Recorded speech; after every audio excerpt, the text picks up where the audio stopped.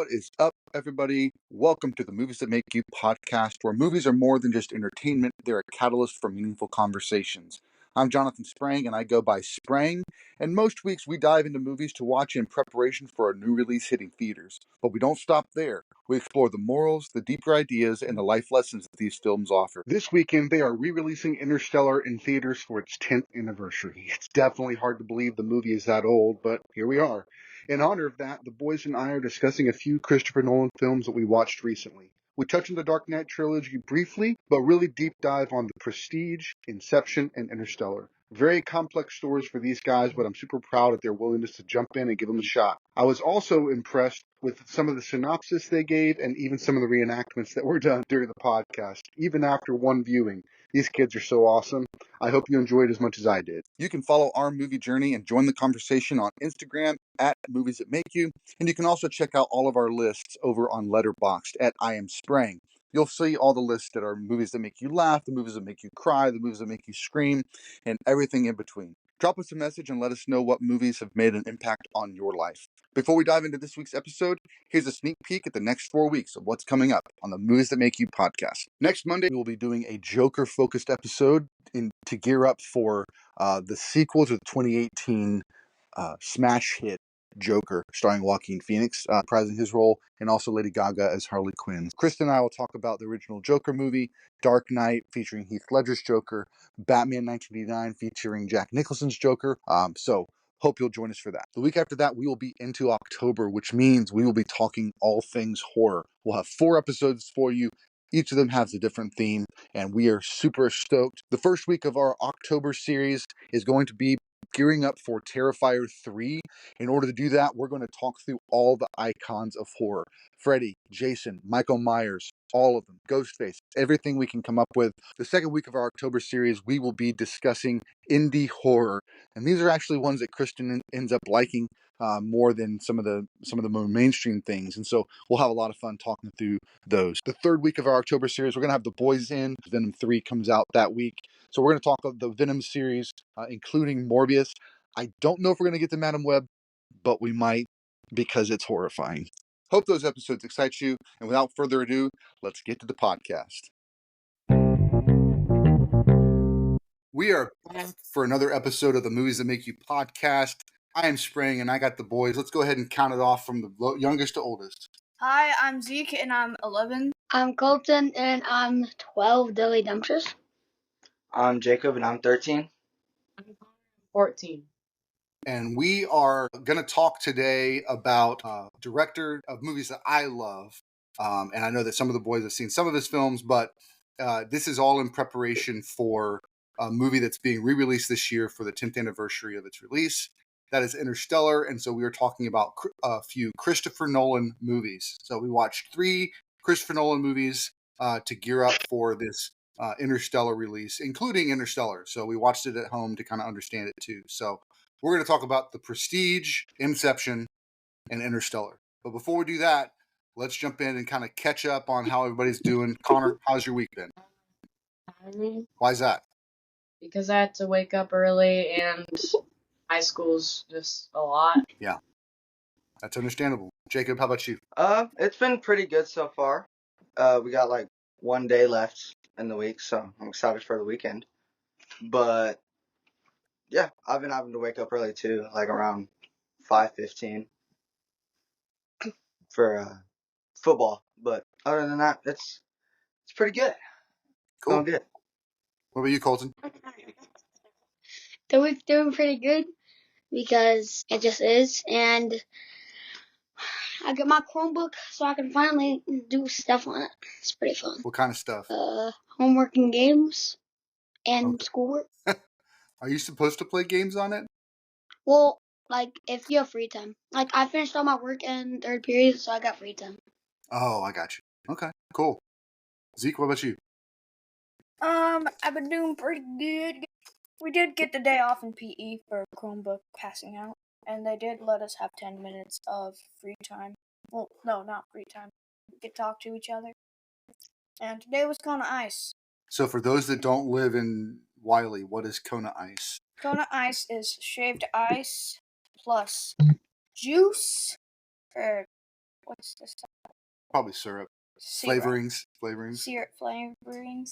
And it's amazing. So it's kind of like Bahama Bucks. If anybody's had Bahama Bucks, it's like that, but it's in they have like basically a food truck, and they go to a bunch of all the schools, certain days of the week and stuff like that. So pretty cool. Go ahead, Colton. Last time I had Bahama Bucks, somebody farted in my ice cream.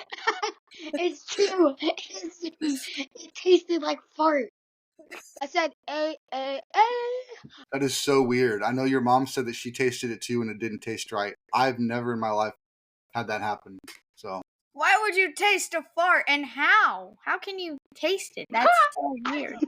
I don't think it was on purpose. It was pretty good, but it wasn't on purpose. Mine tasted normal. Yeah, That's so weird. it was weird. I wonder if something happened with the flavoring or something.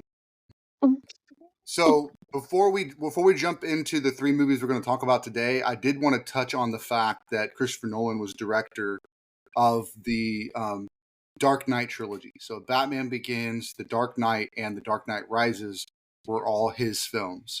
Him as a director is one that came on the scene when I was in college.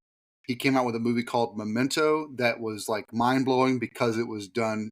He had one half of the story going in reverse and half of the story going, or half of the movie going in reverse, half the movie going forward, and then they met in the middle, and that was like the whole thing. That was kind of like the concept of the film, and it was really, really mind-blowing for me seeing it the first time. So from that point on, I was all in. Like, I want to see what Christopher Nolan does.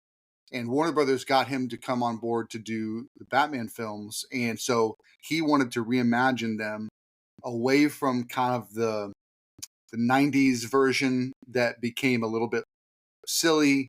It got a little bit too fantastical and ridiculous, and he wanted to say, so how would a person really do this in real life? If there was a millionaire that had all this money and wanted to do this right, like, how would he do it? And so everything that he did in those films was super grounded. It wasn't like Marvel where there's aliens and stuff from other planets. It was just human beings doing things that are bad, and then Batman trying to stop them. So I know that Connor, that you and Jacob watched them. Colton, did you watch all 3 of those, or did you just watch a couple of them?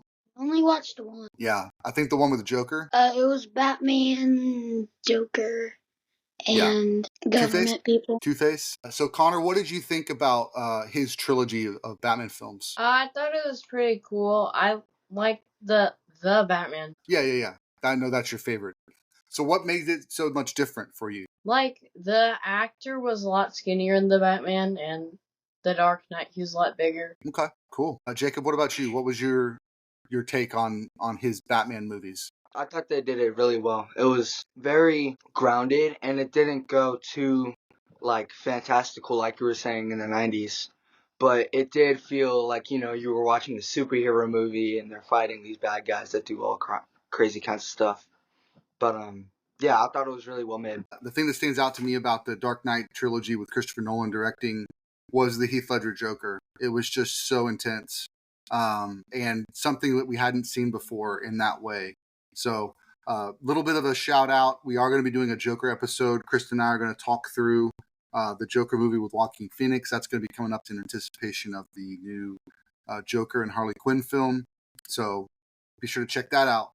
I really liked the Joker. He was just so, like, you could tell he was messed up. It was really good acting. But it's just, I like characters like that because, like, they're funny, but it's like in a dark way. Like in Fast and Furious, Fast X, how the guy, he was doing a pedicure or manicure with the dead guys. Like, that's funny, but it's not funny at the same time. Like, it's really dark, and it's fun to see that in movies. Yeah, it's funny to kind of laugh at because it's not really funny in real life. One other thing before we jump into the to the new movies, Jacob and I went and saw the Tenet movie, which was also having to do with time, right, Jacob? Mhm. Tell them a little bit about that. So basically, there's this dude, and in movies there's always a dude or someone, but I know that there's a terrorist group. They have some new technology, and the scientists are trying to figure it out and kind of like, I don't know, go to war with them. And then they find out that there's this big nuclear bomb, and they have to destroy a whole bunch of things to get it. And it has to do with like going back in time, and you can see people going back in time while you're going through time. And then whenever you go to the reverse time, then you can see yourself looking at yourself while you think you were going backwards, but now they're going backwards. That's What? weird. Exactly. Like, it's so weird. Yeah, the time machine in that is not like something where you go back to a point in time. It's that you start going backwards at the point you enter the machine. And so for part of the movie, or part of the story, the person's traveling back in time by going into that machine and then has to live however many months it takes to get back to the event that they need to stop so that they can then go forwards and stop it. And at the end of the movie, the culmination of the movie is a strike team that's going forward in time and a strike team that's going backward in time to try and stop the event. So yeah, obviously Christopher Nolan likes to deal with time and play with that, and we're going to talk about that right now. The Prestige movie. Who wants to give us a little rundown of what the Prestige is about? A man who does magic tricks but then dies, but doesn't actually die. This was a really confusing movie, and it was a while ago, so I'm not that sharp on it. So it's two competing magicians. I think one of the guys learned how to like multiplicate. So at the very end, there was a tank full of water where they would drown because he needed to get rid of the multiplicate's body, but he needed to see if it was 50-50 chance if it was him or the multiplicate. So he was taking a risk, and then the other magician went to prison because apparently made him sink in the water, but he actually tried to help. Yeah, so how did the other magician do the transportation trick? He used a body double. Nope. What? Oh, it was the red ball. Nope. What? How? He didn't use a body double. He already had a duplicate, and then they both led separate. Well, no, it was a twin brother. There we go. We got to it. He had a duplicate twin brother who they led on the same life. And so one of them would like take a break and do some stuff, and then the other one would kind of live for him. So he would like be the husband to the wife, and then the other one would like go around. I don't know. Like they basically had another person that they would rotate in and out so that they could always be basically doing that trick so nobody knew who was who. Mm-hmm. And like the wife said, "Do you love me today?" And he said, "No sometimes and yes sometimes," because it's the different people. Yeah, he said that's a good call out. He said yes every time, but she said she could tell when he was lying and when he wasn't. And that was really complicated things because the other guy fell in love with another girl, and so then neither of them were happy because they were kind of having to switch and be with the other person. So pretty crazy, but really thoughtful, creative way of doing that magic trick. And I think that they set it up very well at the very beginning of why he felt like that was the best way to do the magic, because it's all about living your life in a way that allows you to pull off the trick that nobody else can pull off. But it's not just something you do on stage. It's like your entire life. So he kind of had that moment at the beginning when he was seeing the Chinese guy doing a magic, a trick, an illusion too. So what made this movie so confusing, Connor? Like all the machines and stuff, and whenever he kept saying the Tesla coil was broken, like why? So at the start of the movie it was the end of the movie, and the end of the movie was the start of the movie. It was really confusing because like it kept on jumping through time and stuff. It started showing the hats, which is like partway through the story, and then it showed the death of the one replicant or the one duplicated, and then it showed the trial, but then it just back in time, and jumps forward in time, the whole movie, kind of the story is kind of bouncing all over the narrative, which makes it hard to follow for sure. I want to mention an important part. A magician used like prosthetic makeup because he thought that the other guy killed his wife. The other guy was trying to break the girl out of the drowning tube, and she already died, and the girl was like, no. And then the guy who accidentally killed the girl was like, I don't know which knot I tied. And so he's like angry at him because he's like, which one did you tie? Mm-hmm. And he's like, I don't remember. And then he does the catch the bullet trick, and he's like, which knot did you tie? And he actually put a real bullet in there, and he's like, which knot did you tie? And then he's like, and he shot his hand, and he's like, his wife is like, I want you to stop doing tricks. And he's like, no, I can still work with this injured hand. I can still do it. So that's basically the premise of most of it. Yeah. Yeah, that was the reason why the two magicians hated each other, was because of that moment. Jacob, what was so crazy about that moment when he lost his finger? What ended up happening to the twin? The guy that got his hand shot had to cut off the twins' other two fingers to keep the act, real. Yeah. Would you do that for your brother, Connor? Mm-mm. I would. Yeah, I don't think you would. Ooh. All right, so let's go. Favorite moment, Colton? Maybe like the very start of the movie was pretty cool. Actually, I don't have a favorite part, but I have a favorite character. Okay. The old grandpa guy, that taught one of the magicians. That was played by Michael Caine, and he ends up being in a lot of the Christopher Nolan's films. So, Zeke, do you have a favorite part or favorite character or something? Definitely. At the end, where he's like, I didn't die. And then he shot the guy, his rival, Okay. when he the other guy that drowned, and he explained every single thing. He's like, I had a twin brother, and he just, lived my life for me. And I agreed with it. And then he shot him. Meanwhile, he had killed hundreds of himself.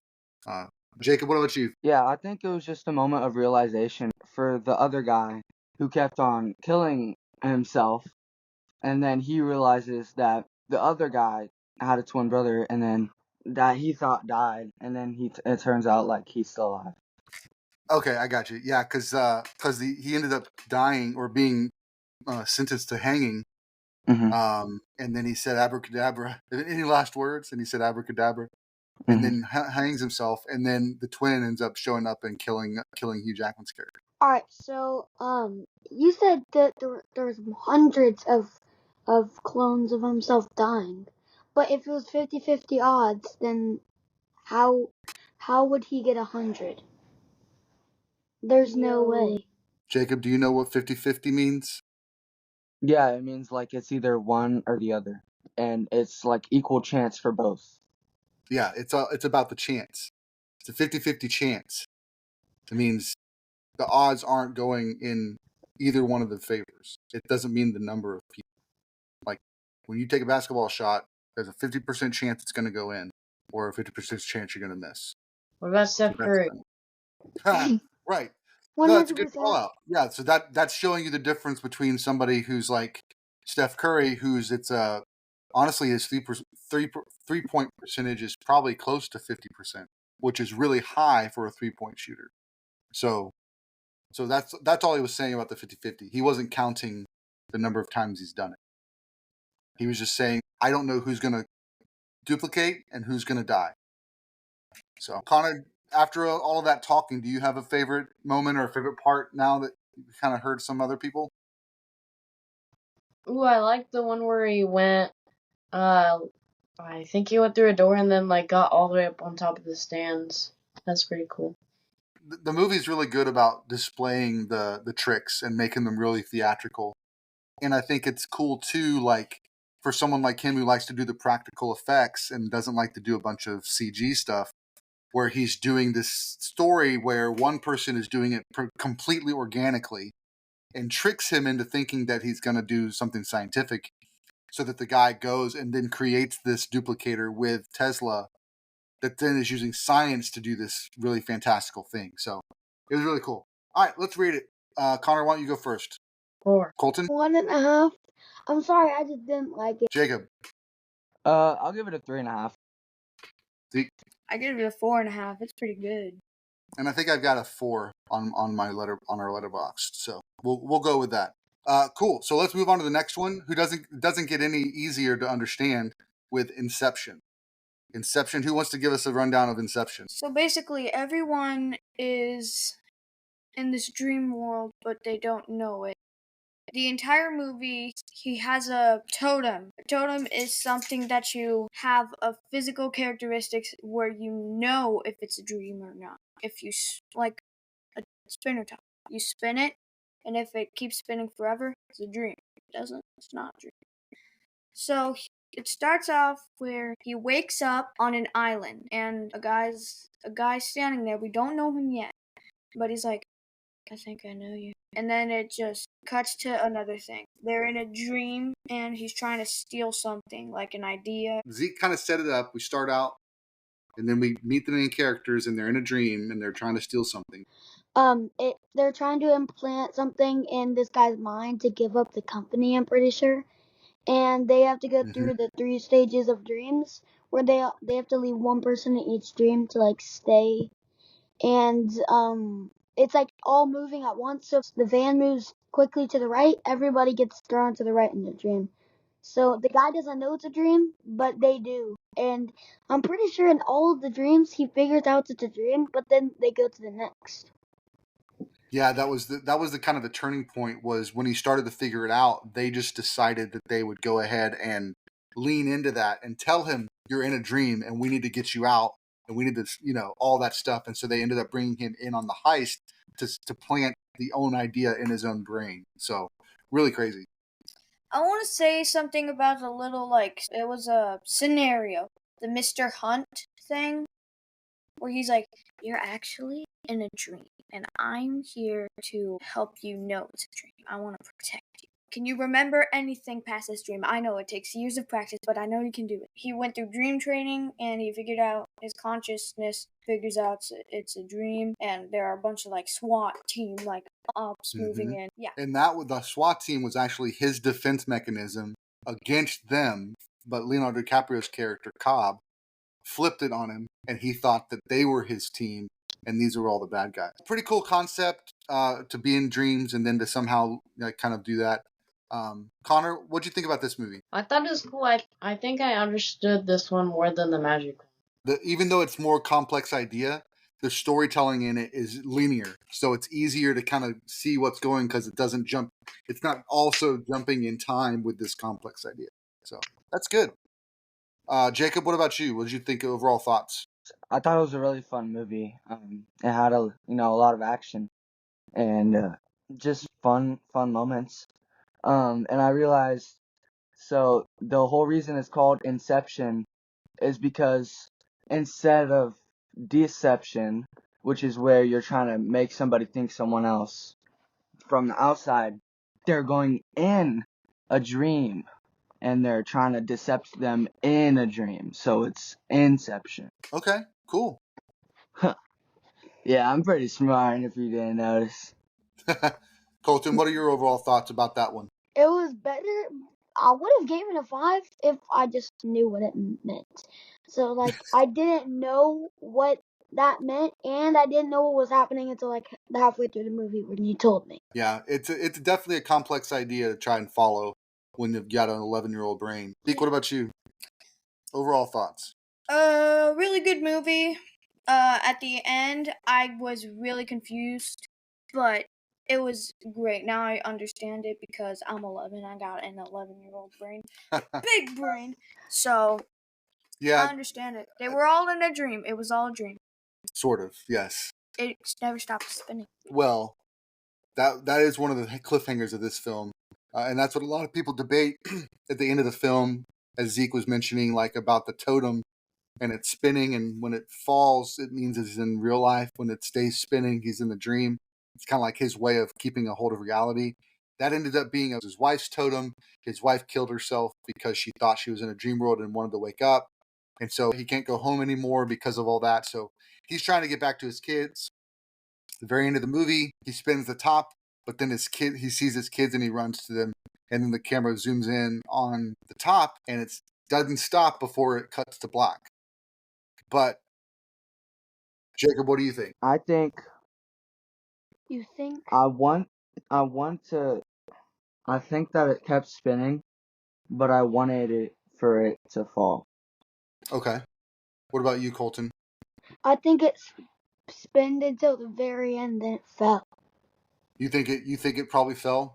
Yeah. What about you, Connor? Do you have an idea?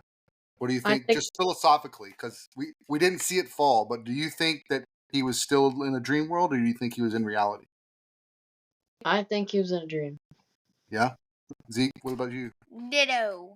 Okay, cool. I think he was in reality, because I think I'm with Colton, because it kind of very subtly wobbles right before it goes to black, and I think that's the hint to us. But it's really a cheap trick by the director to just kind of like leave the audience hanging just for fun. It didn't serve any purpose.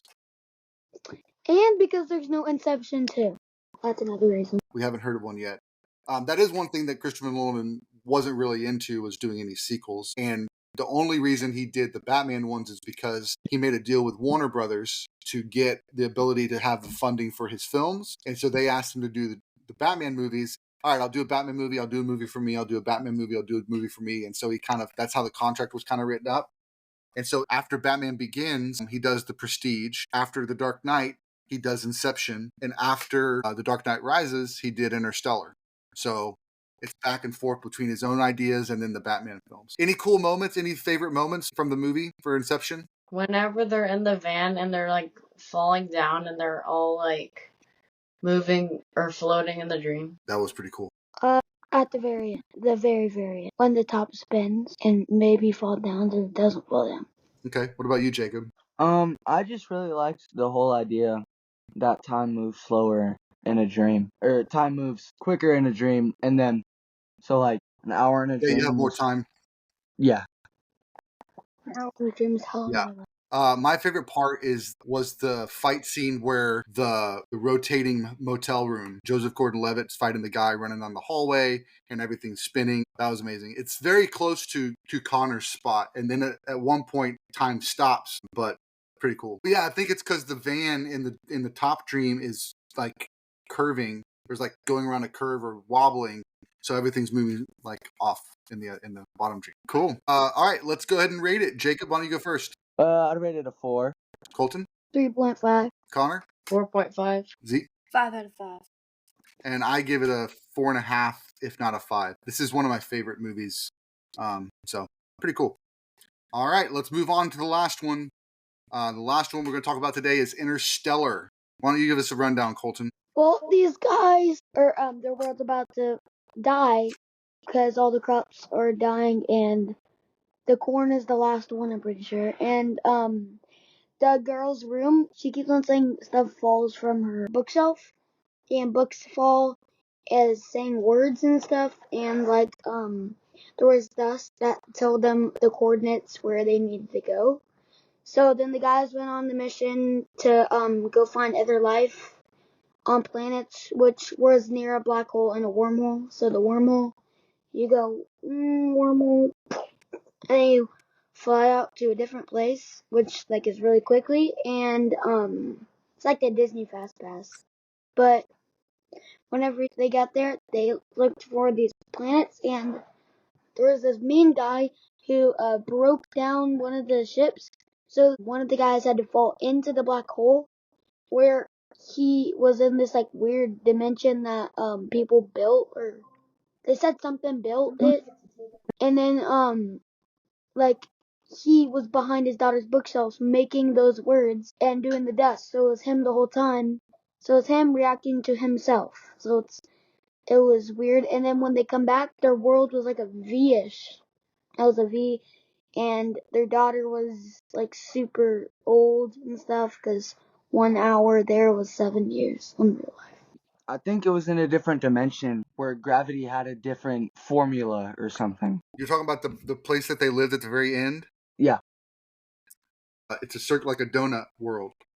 And the reason for that is because in space, there's no gravity. So in order to simulate gravity, what they do in space stations is they use mechanics to spin the station around, so it simulates that gravity, because that centrifugal force you can create in space. And so the reason that the place that they're living is circular is so that they can create that gravitational pull, so they can walk around like they were on Earth, even though they're in space. The good part about Interstellar, dust didn't take over. It was the dust bowl. Pretty sure. So it's basically it's Earth in, if we don't take care of it. Yes. All right. Favorite parts. Connor, what about you? When Hambury's knocking on the walls, trying to get her to notice. Yeah, that was cool. Would you say this was more confusing or less confusing than Inception? Less. It was so much more confusing than Inception. And ditto with Connor, that was my favorite part. Okay, cool. Jacob, do you have a favorite part? I just loved that they used one song the whole time. And it's like the best and like most iconic song. And Yeah, the fact that the movie, because I've heard that song before, and I didn't really know what movie it's from, but I know it was from like a movie that was like, I don't know, Smart or something. I thought it was from Oppenheimer. This movie, I really love like spacey things, and so I like really connected with this movie. Nice. Did you have a favorite part besides the score? I think just the moment that he like sacrifices himself and goes into the black hole. It's just so like meaningful, and then like it all makes sense because he had to do that in order to give the messages to his past, and so it's like the black hole. Because in the black hole, it's a different dimension, right? Or like a different universe. People from the future created that 3 or 4 dimensional space so that his brain could understand it, but it was a way of him communicating with his past. But in Yeah. the future, somehow they learned how to do more than that. What we come to find out is that these future people needed this event to take place so that they could save their future, so they could be in a better place than they were. And so, yeah, definitely complicated, but it's touching and moving. Go ahead, Connor. The music sounds like it keeps building up and building up and building up. That's the cool part about it. Yeah, absolutely. Like start to finish, it just builds and builds. I was not prepared to be so emotional with this film. I'd seen it once before, and it was good. I remember liking it. I remember being fascinated by all the twists and the reveals and all that stuff. But I got super emotional in the scene where Matthew McConaughey's character comes back to the spaceship after being on the planet that's the closest to the black hole. So, like Colton was saying, the planet that's close to the black hole, time moves a lot faster. And so, while you might be on that planet for just a few minutes, you're actually in Earth, you're like years.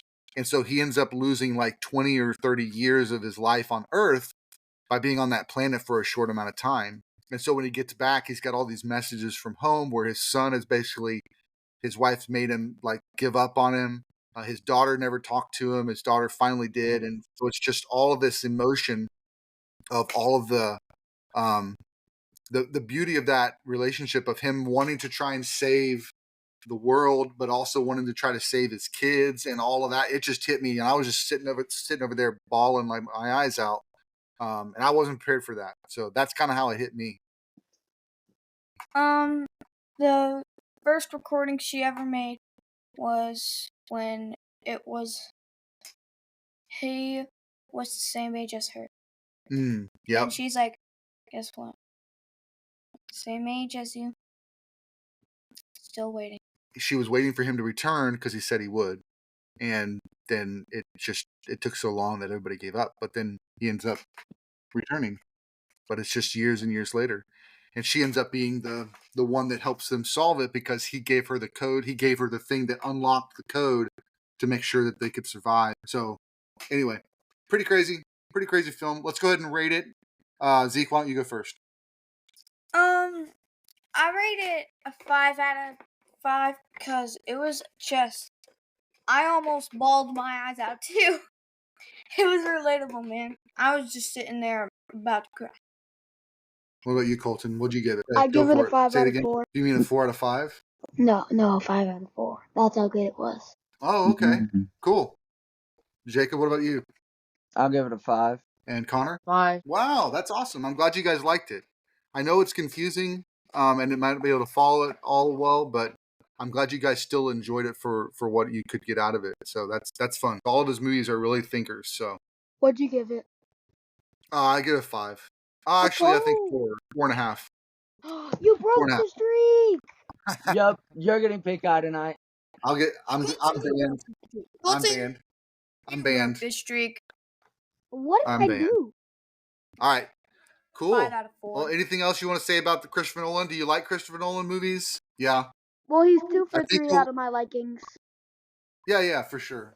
And I think you guys will like them even as you get older. It'll just be a little bit more relatable or understandable. And I think also watching it a second or third time. Like I've seen Inception probably 4 times now.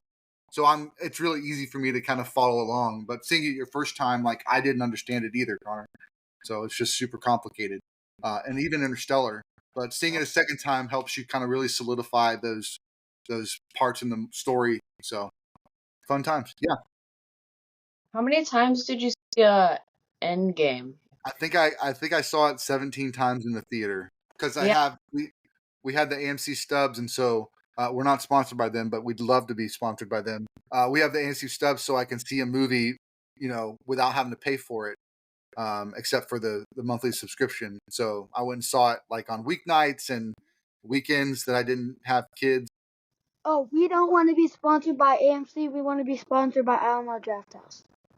That's true. We'll have to figure out how to get to another Draft House showing, and we'll definitely post it on our Instagram when we go, so you guys can see how excited we are for actually getting to another one. Cool. All right, that'll do it for this episode, guys. Thanks for joining. Yeah, Mr. Krabs. Double pink. Inception is awesome. Blah, blah, blah.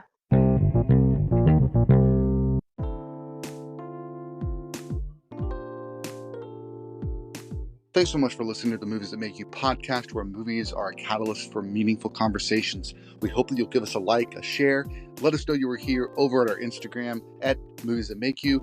And don't forget to subscribe so you never miss an episode. So until next time, keep watching movies.